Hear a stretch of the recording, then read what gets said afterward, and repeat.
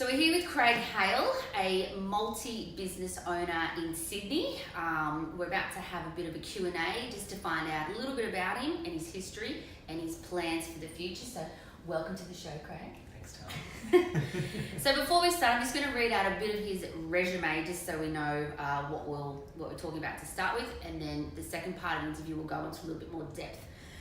So Craig's been in business for 8 years. He's a multi-business owner across different franchises, in different states, in different industries. So we've got a lot to talk about. Yep. His first business was Anytime Fitness in Edgecliff, which he opened in 2011.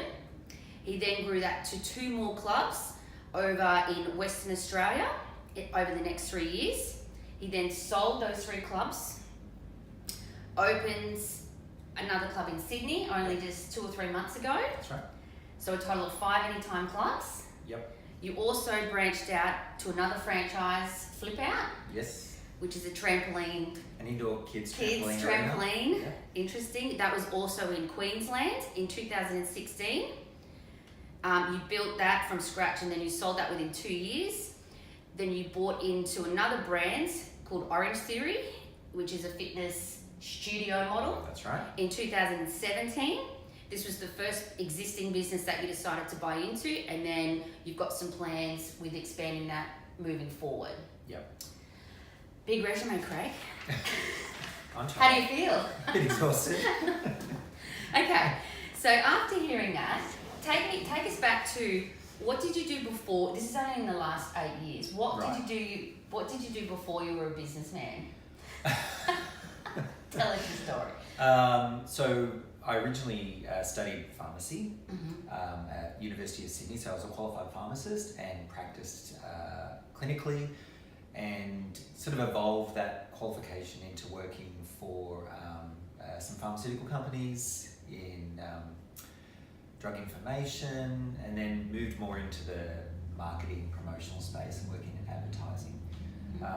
I did that for what's my current age minus 8 years? I don't know. A long time. Yeah. And you know, it was good. It was a good career. I loved it. Spent a lot of time overseas as well, working in pharmacy in the UK and in America.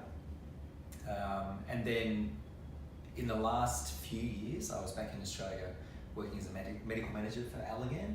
And I really loved that job, but there was something itching or scratching at the back of my head telling me that I'm doing all this hard work, and if I leave this job, it's all just gone in a heartbeat.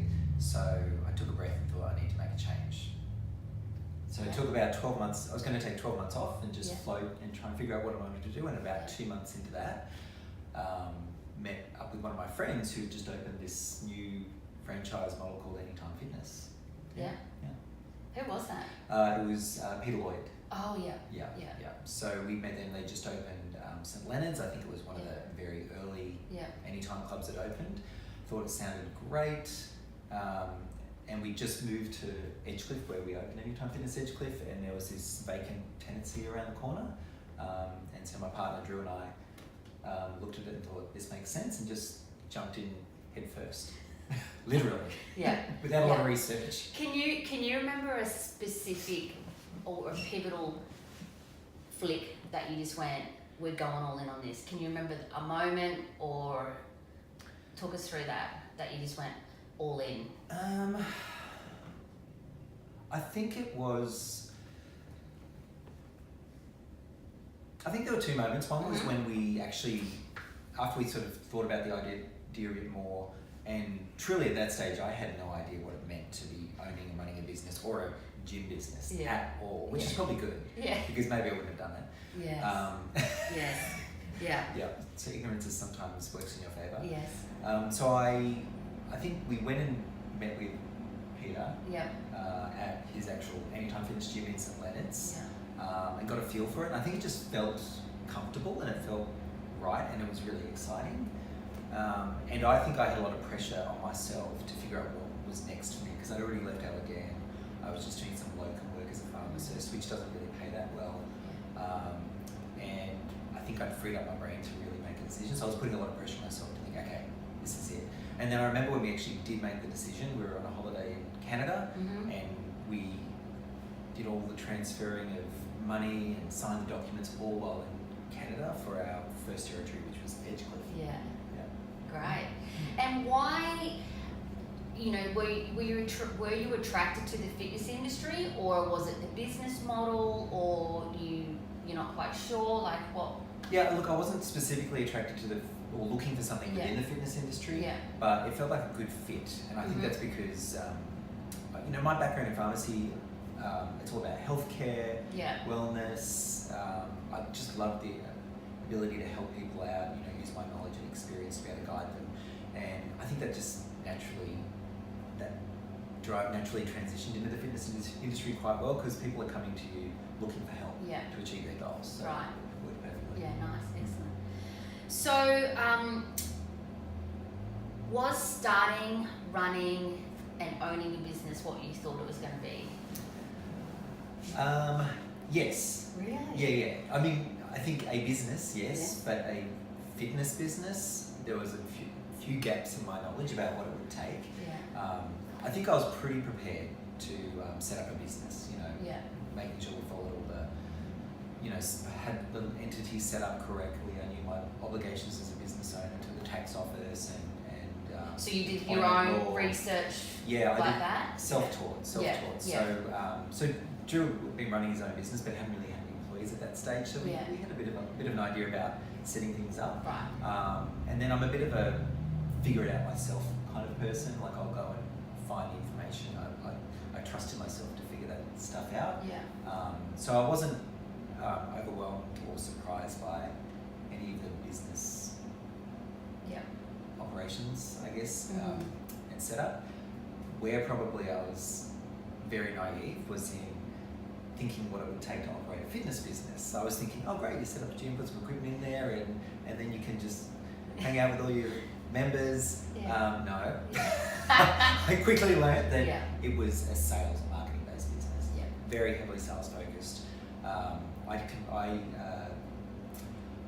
In leading up to our pre-sale, I just had myself. I was going to do it all myself. I wouldn't call myself a natural salesperson, but I carried the bag. I put my little fold-out table up at the sad little shopping centre in Edgecliff, and I was there for 3 months, and I sold all of those memberships until I realised that, you know what, I should recruit someone to do this for me. So I recruited someone. But that was a very quick learning curve, learning that you have to know how to sell. Doesn't matter what business you're in, you gotta sell. It was a good lesson. It was a good lesson for me to learn that. It did it surprised me, but it was a good surprise in the end. I've learned to love it now. Good. Thankfully, because you can't survive without it. Okay, so business one goes great.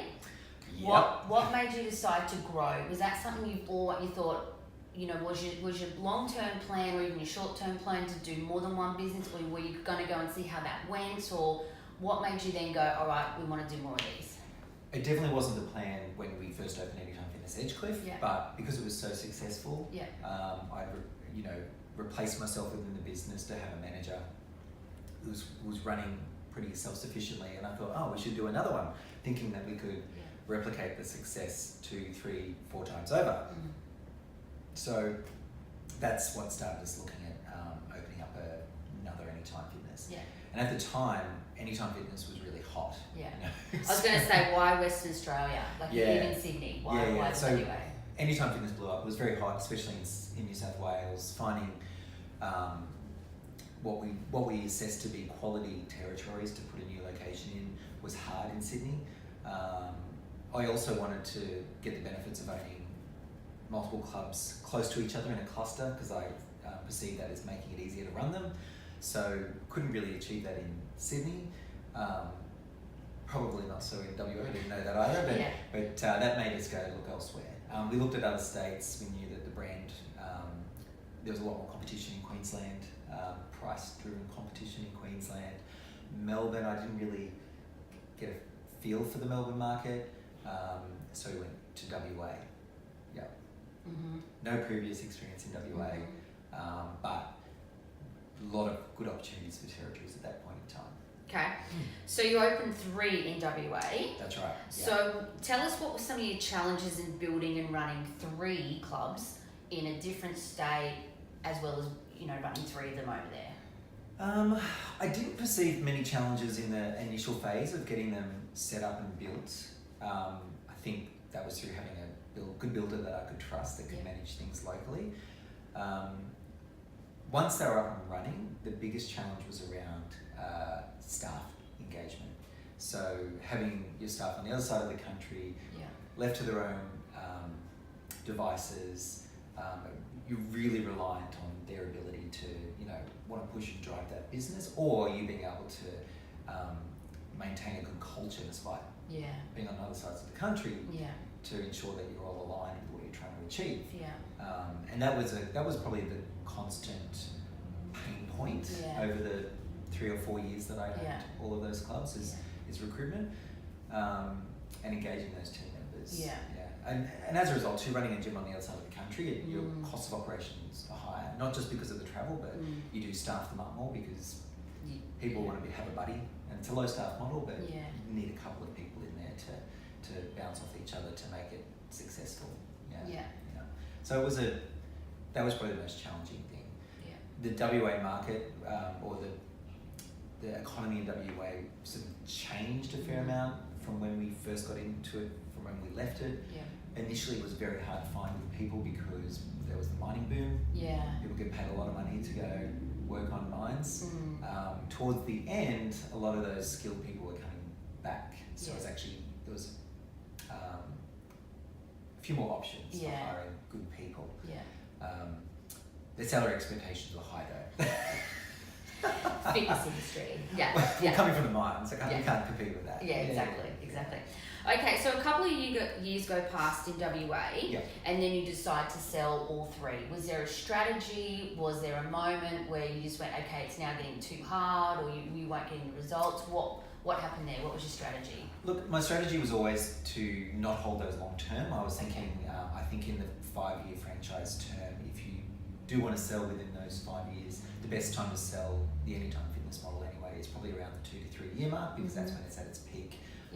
And then the new owner has the opportunity to make some decent money before they're up to, you know, invest more money in refreshing their club at the 5-6 year marks. So that was always the strategy. The first club in Currumbine was probably my most successful in terms of flipping it. And I think we sold that a little bit later, but at that stage I thought, you know what, I think time is right. We maybe could have held it a bit longer and continued to make some good money out of it, but I thought, you know what, let's hedge our bets and get rid of that one so we can focus on the next 2. Nice. Okay, so Anytime, I'm going to move to flip out. Why flip out? I guess, question 1, why flip out? And then why up in Queensland after you've had your experience over in Western Australia, and now you've gone, let's do a trampolining centre up in Queensland under new rules, basically. Right. Tell us how that happened. Well, why flip out initially? I didn't identify that opportunity. So my employee and also now business partner Simone, she discovered that pretty much. She took her niece and nephew to flip out Penrith, which was the first one they did in Australia. Very successful. She sat there for an hour while her niece and nephew jumped, flipped, and counted the number of kids coming into there, and worked out the amount of revenue that would have been turning over in that location. So we seriously started looking at it. We approached it. I think we approached it quite analytically to make sure this was something we did want to do. I wasn't necessarily passionate about it at that stage, but I was excited about it. So we did something different, new market. Something different, new market. We thought we could take some of our skills in managing the Anytimes to this model, even though it's a much higher staff model. So we decided to buy. So we when we were speaking to the franchise, we were looking at buying a brand new territory, and also maybe a region. So we looked at a couple of options, but the lowest hanging fruit was the franchise actually held a lease on a property in Queensland that would have been ready to go straight away. So rather than buying in and taking 6-12 months to find the right property and then build it, we thought, well, actually we can start making money within 3 to 6 months. Right, and that's where you put that centre. Yeah, so we purchased that territory. They had an existing lease. You know, we did all our checks and due diligence on that to make sure it was a good area. Initially, we also signed up to have first right of refusal on Queensland as a whole territory in case we wanted to do more. And we jumped in head first again. It's a bit of a theme there, Craig. Yeah. And it was, you know, it was, that business was great. Yes. Yeah, it did what we expected it to do. Yeah. Probably more so. You know, it almost killed us in the first 3 to 4 weeks. Well, especially Simone, because she was up there for a lot of it. But we did not anticipate what the first week would look like opening in the middle of school holidays. Yeah. Kids everywhere. Yeah, kids everywhere. I spent the first 3 days there, and I didn't move more than half a metre from the cash register. Wow. Just taking orders. Yeah. You know, it was high stress, making sure that all the safety was in place with that many kids, making sure we didn't go over our limits. I feel like we had a few late night calls to Coca-Cola to drop off more water, more stock. Yeah. You know, getting more socks, grip socks. It was just insane. Yeah. Took us about a month to 2 months to figure out how to run that without actually having to be there. Yeah. And then, you know, after about the 6 month mark, I didn't have a lot to do in the day to day. You know, I spoke with my business partner Simone at the time. I said, this isn't my passion. She really enjoyed managing it, working with the manager and coming up with ideas for marketing it. Yeah. And so she mostly ran with that. Yeah. Yeah. Great. So just on that, what's the good and the bad? Like, give us the extremes, the good and the bad. Yeah. Just flip out? Yeah. The good was the money. Yeah, so revenue just... Yep. The good was your ability to really, the bang for your buck in marketing. You could come up with an idea, wouldn't cost you any money, stick a post on Facebook, and the market would just eat it up. Really? Yeah, I think it's a really good industry. Anything which is in children's entertainment, you know, parents are always looking for things to engage their children with. You know, it's a kind of a healthy option. Yeah. You know, it's exercise based and kids just love it. There's people are looking for ideas. Yeah. It's completely different to what I've learned from Anytime Fitness, where you do a few things on Facebook, nobody cares. Yeah. You really have to go out and find your members in Anytime, where Flip Out, you just had to, hey, we're here, and they come. Yeah. So that was the good. Yeah. And Definitely the bad? Good. The bad was the navigating the safety aspects of running a trampoline park. You know, obviously it came up in the media a few times. Yeah. The Broken bones, and you know they do happen. Yeah. But it's all about safety. Yeah. The incidence of events happening at trampoline parks is still lower than what happens to kids in their own backyards. Yeah. It's at least it's in a controlled environment. So that always carried a level of stress, especially in the initial part. But then I think after the first few months, we kind of got used to it. We became numbed to it. No, we just figured out how to make sure that the safety was paramount. Yeah, and you just do whatever you can, but you also know that it can still happen. Yeah. And the other thing, probably the other bad with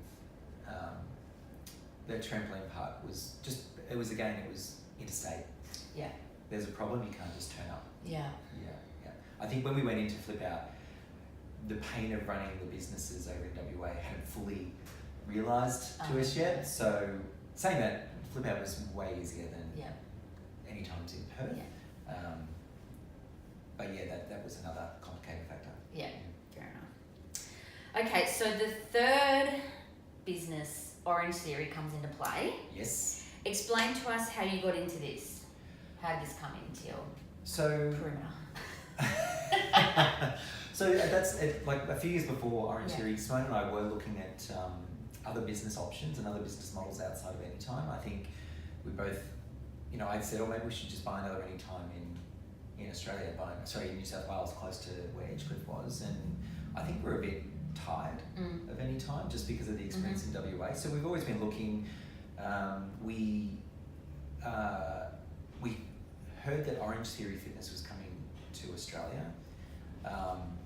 In one of my trips to the US, I went and researched it, went and did a few classes, absolutely fell in love with the workout. It was a great experience.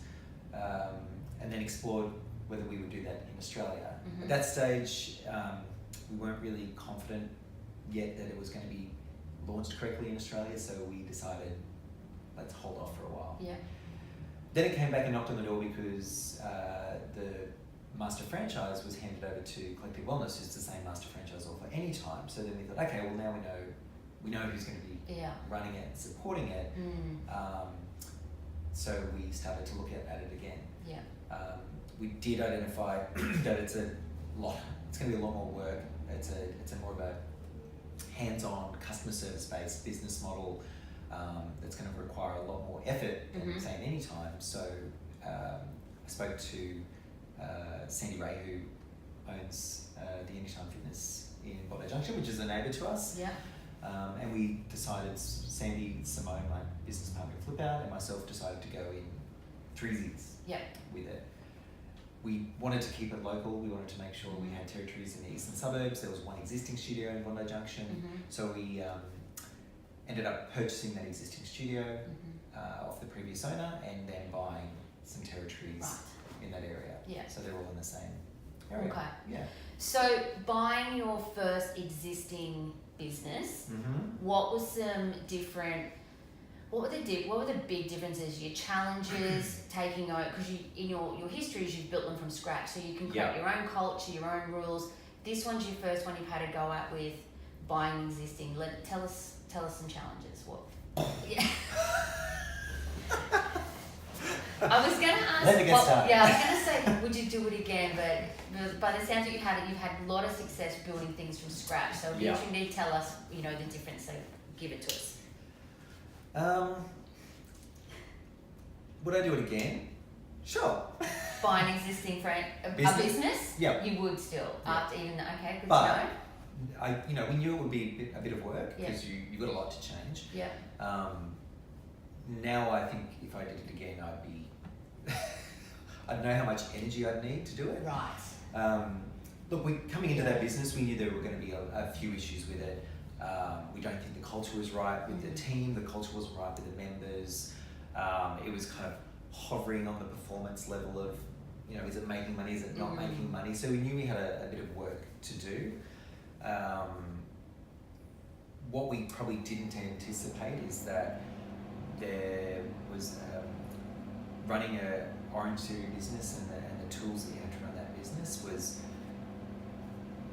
a lot different to what we're doing at Anytime Fitness. They're both in fitness, but they're completely different. There's a lot more moving parts in a studio. Can you give us one example? I was going to say my body. So different software. Different software. Yeah.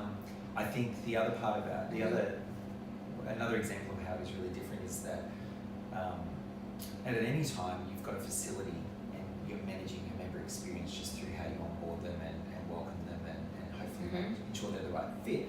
Well, Orange Theory, it's not about the facility, it's about this service from when they walk into your studio, they get set up into their workout. Yeah. The workout's led by the coach. Yeah. And then they leave. It's a lot more. There's a lot more elements that you have to get right. Yeah. And then you're reliant on a lot more people to all play their part. Yeah. So dealing with 10 to 15 team members opposed to 2 is probably one of the challenges. Yeah, it's different personalities, different strengths. Yeah. I think the other thing that we probably didn't do as well initially was we have 3 partners in the business, myself, Simone and Sandy. Yeah. It's a new ballgame versus running a business yourself or being the leader You Yeah. have to then start to think about, okay, how do we manage this? Who's going to be the leader? Yeah. Because it gets complicated. Yeah, right.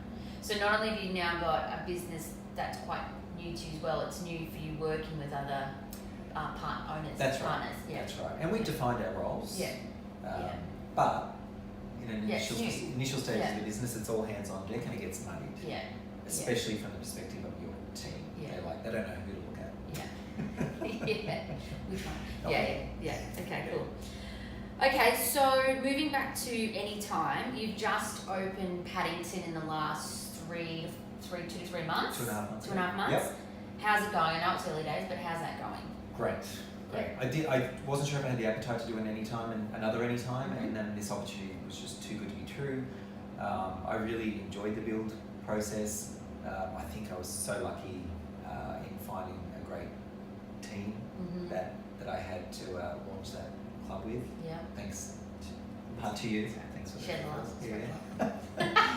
Yeah. So I really enjoyed it. It was a lot of fun. The club has performed, probably we did have some very ambitious goals, which we didn't hit, but they were always very ambitious goals. But it has actually As in performed. sales fit targets? Yep, how many members we got to, Yep. but it's actually outpaced my expectations. Yeah. So I didn't think it was possible. Back in the day when we opened Edgecliff and it just blew up. You were operationally break even within 2 to 3 months. Yeah.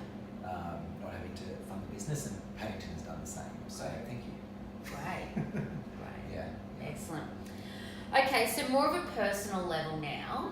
What's, as we've just heard your history and Yeah. things, tell us what has made your to-do list over the next, say, 2 weeks. What are some things that are sitting on there right now? And it could be anything. Personal or Yeah, work? personal. Like what you as a multi-business owner, right. what's on your to-do list? Um, Calling a plumber, booking your haircut. What is it? do you mean things that I need to do for the Yeah, business, I or wanna- things I need to do in life? Just in life, I just want to understand Okay. what lands on Craig's to-do list. I don't know. I feel What like does you it caught look me at a like? good time because I Yeah. kind of just caught up with a bunch of stuff. Okay. What am I going to do in the next 2 weeks?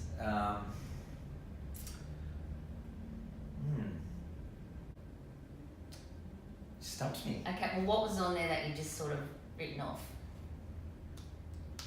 We've just been through a phase over the last month, putting a lot of new processes and systems into Orange Theory. Yep. So that has been my focus. Yep.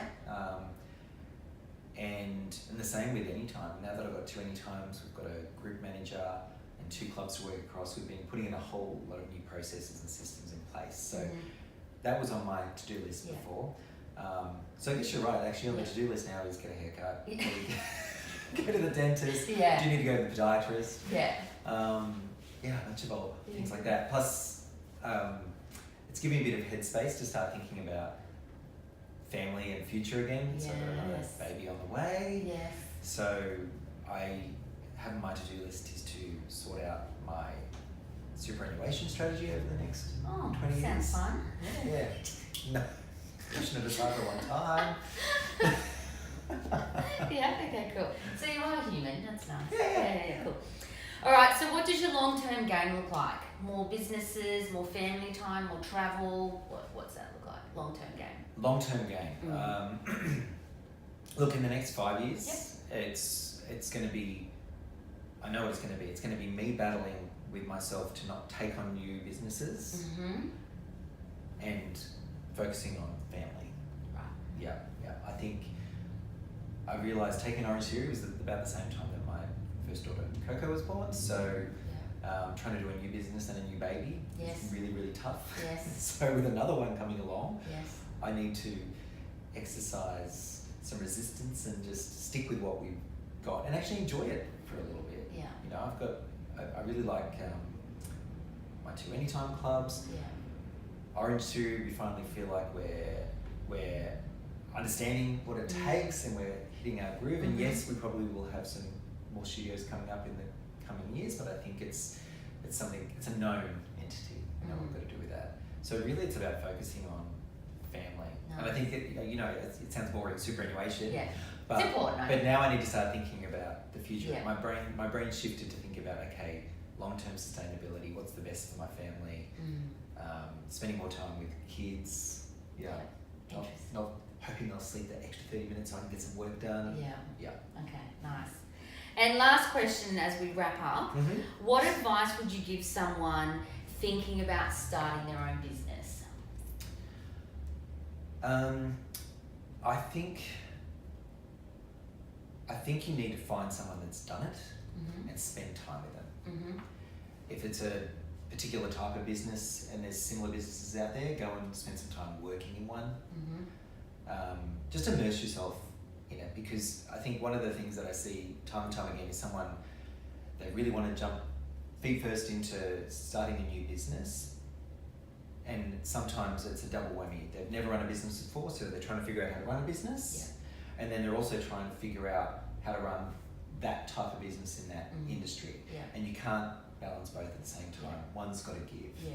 So I think the more you can learn about how to work in that business and what it takes and what are the priorities to keep that business running and making money, before you actually have to tackle the business side of it, is invaluable.